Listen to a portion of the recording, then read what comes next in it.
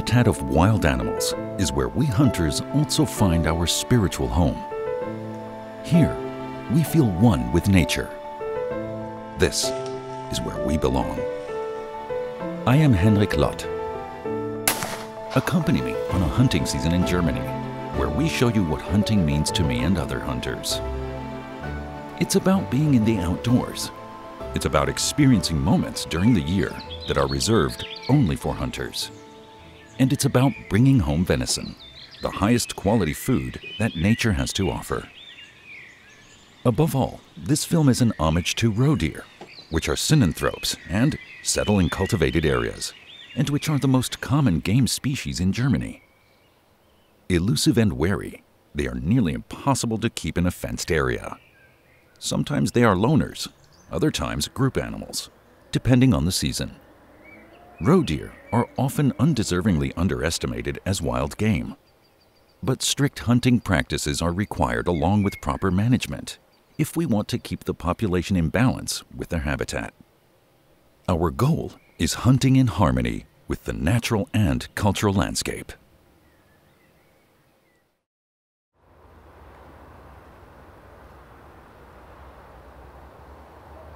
But in our cultural landscape, there are still some places remaining where you can leave modern civilization behind. My home is located in my hunting territory near the city, and it borders on a river with a very good stock of waterfowl. Often, I combine a stalk for roe deer with a short duck hunt. My Büchsflinte, a rifle shotgun combination, is perfect for that, and ducks are aplenty.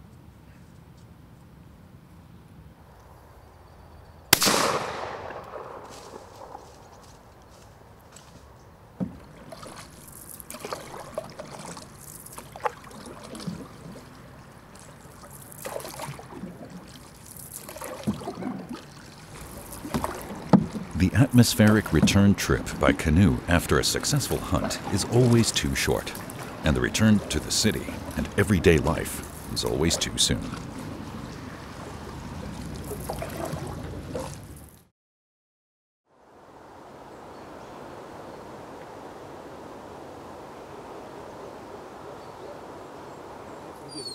As a leaseholder of a hunting area in the forests of East Westphalia, the annual driven hunts are always a highlight of the hunting season. The mixed forests of both deciduous and evergreen trees in the moist hill country offer plenty of cover for our game. It requires good organization in advance and immense physical commitment to push through the dense blackberry thickets. Here, the game animals clearly have an advantage, and close encounters are inevitable. But of course, safety is paramount on any driven hunt, and so the situation often remains by sightings alone. Invasive species, such as raccoons, must be hunted intensely because of their problematic effect on native species. Fortunately, their fur can be used as well. On the second drive of the day, I'm positioned on a high stand and can enjoy the magnificent atmosphere of the autumn forest around me. Since I shoot with open sights, I must be able to estimate the shooting distance as well. Therefore, I always measure various terrain points or landmarks to know my shooting radius. This allows me to also find the right lead distance for shots at moving game. Suddenly, we hear game moving in our direction. A young doe appears, and for the camera not visible, stops in the tall fern.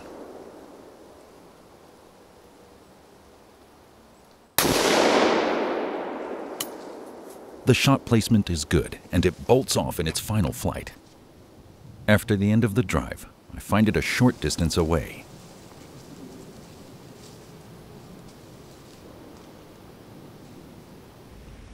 I give it a moment of respect.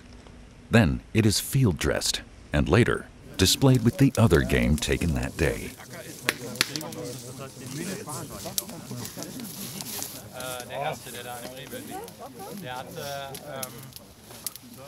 Traditionally, we end the hunt with a fire and the sound of horns in the forest.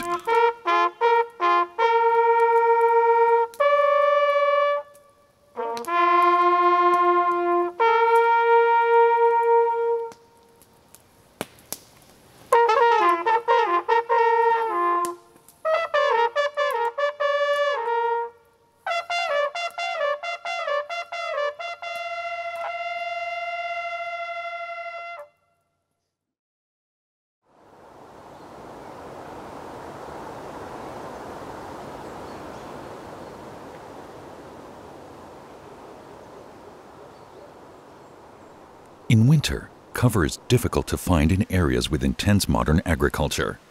Small game species, such as our gray partridge, have a particularly difficult time because they are easy targets for various predators on the open farmland.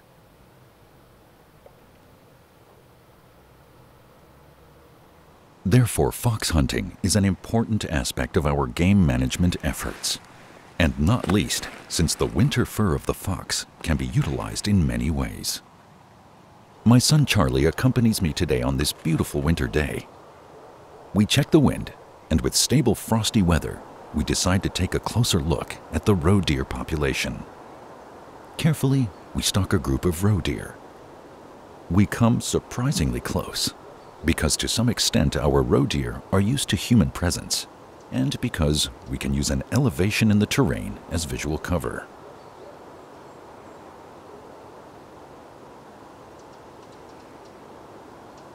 I explained to Charlie how to differentiate between animals and how to judge age, size, and condition properly. On days like this, we don't fill the freezer, but we do fill our hearts. Hunting practices and traditions are passed on from generation to generation. But the hunting instinct, the enjoyment of nature and wild animals, are probably innate to humans with hunter genes. The hunter is the defender of the game animals and nature's ambassador. Children feel that too. No other group has a broader knowledge of the natural relationships.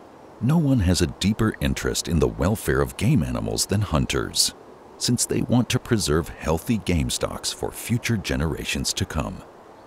Such knowledge can be achieved through intensive training, but above all, by continuously being outside, by careful observation, and by real encounters with wild animals.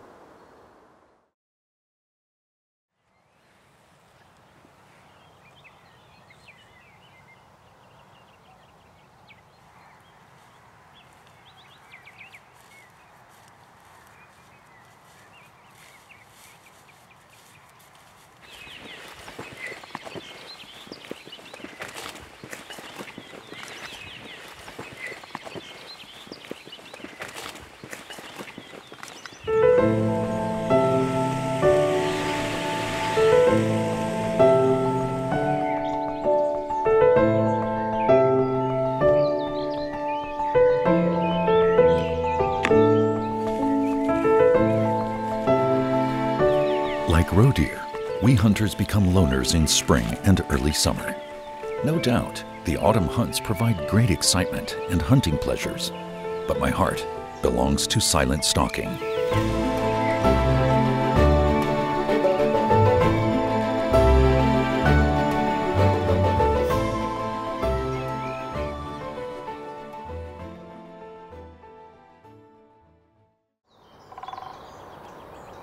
At the beginning of roe deer hunting season, first, I usually try to intervene in the stalk of female roe deer and focus on shooting yearling does. In the spring of 2017, our roe deer population is so large that a comprehensive reduction is necessary. With the beginning of the hunting season on May 1st, I'm close to the game, but every shot must be well considered and can only be fired after 100% correct judgment and with backstop for the bullet. This morning, the bullet remains in the barrel.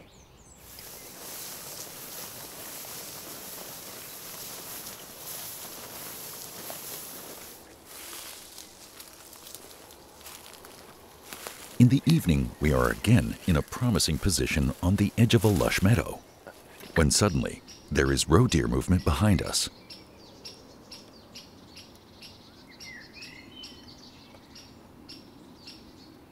It is most likely a doe without fawn, but the half-light of the forest does not allow final certainty. A few seconds later, more roe deer step out onto the meadow in front of us, and I focus on a yearling doe that has already noticed our movements.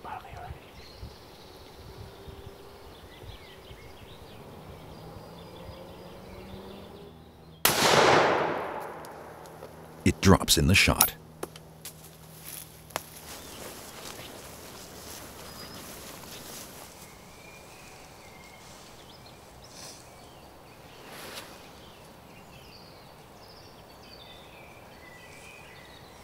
The field processing and recovery of my prey is an easy task for me on this beautiful spring evening.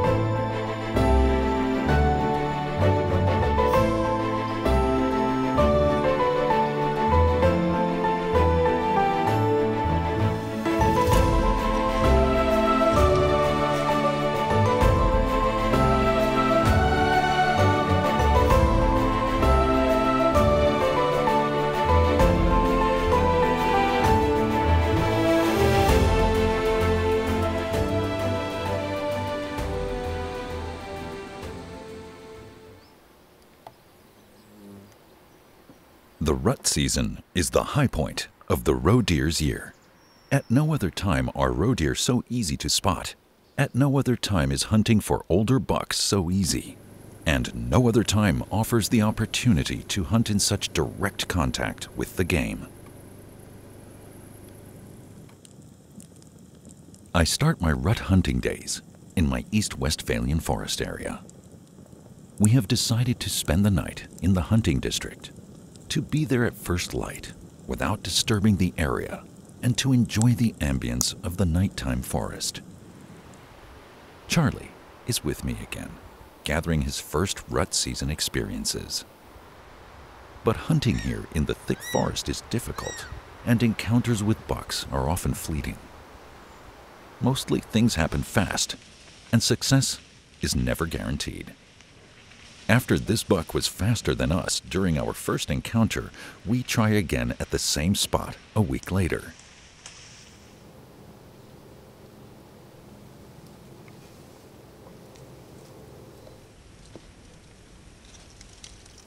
Roe deer movement is abundant, and with good wind, we approach the territory of the buck.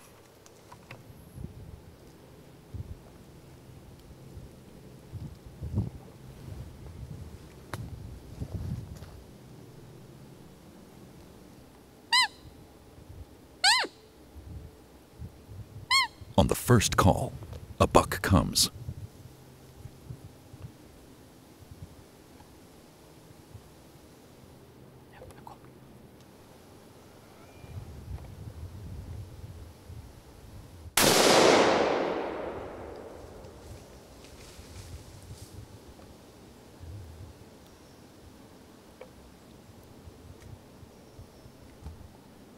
It is a medium-sized mature buck, typical for our forest area. We are satisfied, and I show Charlie the proper handling of the game and our traditional hunting customs.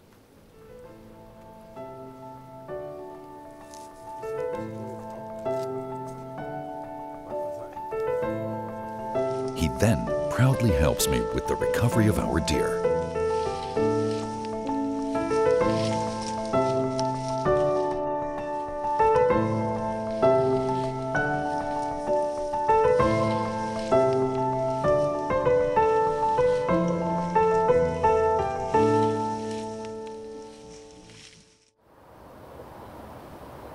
In summer 2017, the general weather situation was characterized by frequent rainfall, wind, and low temperatures. Buck hunting in my local hunting district was correspondingly difficult, and I waited eagerly for the conditions to improve. Toward the end of the rut season, a windless, cool morning with fog announces excellent hunting weather.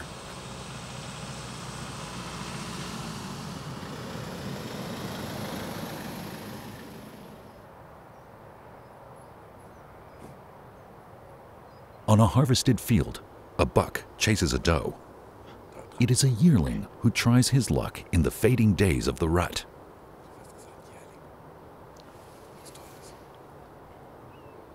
Suddenly, the situation changes.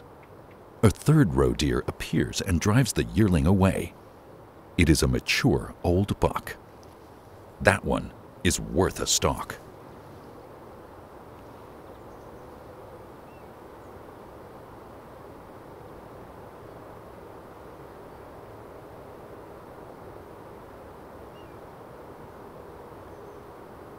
We approach and shorten the distance and position ourselves along a hedge.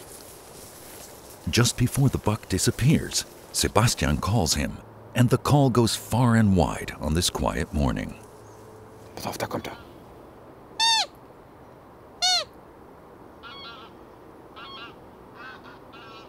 Suddenly, the buck emerges from the fog again. Sebastian is filming from the ground to my left. I stand with my rifle aiming at the buck, and the buck looks directly at me. It's now or never.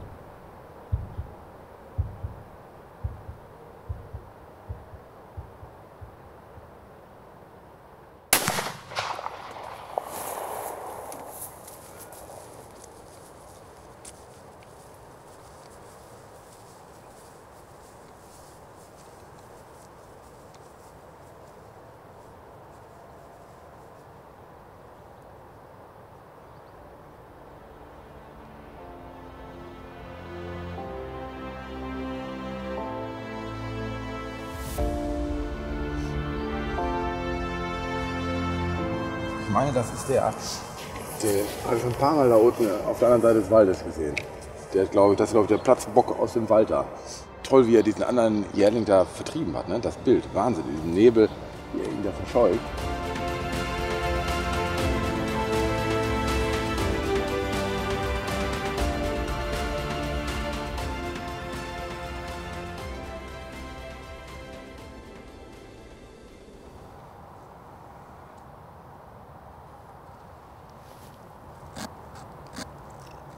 The field dressing is quickly done.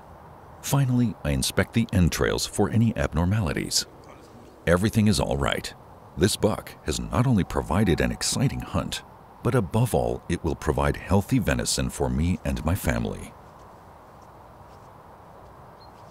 Before we start on our way home, I manage to shoot a pigeon with my Krieghoff rifle shotgun combination. This day will stay in my memories for a long time, and pigeon soup and fresh venison will be on our menu in the coming days.